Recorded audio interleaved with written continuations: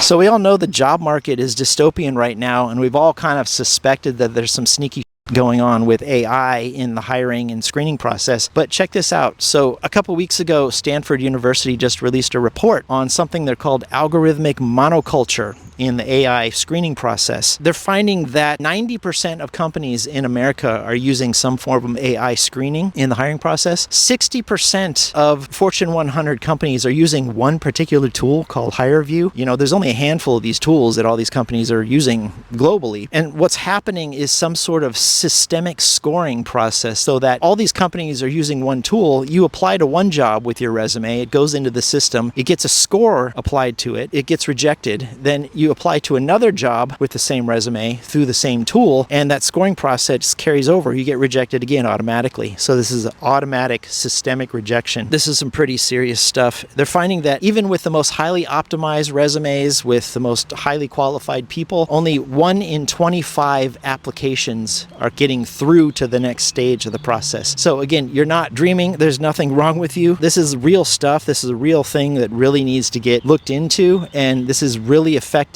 the entire job market globally right now. There's this handful of tools that are rejecting you before you even get to a real person. So I just did a podcast on this topic. Check out the latest podcast and I'll get into more details.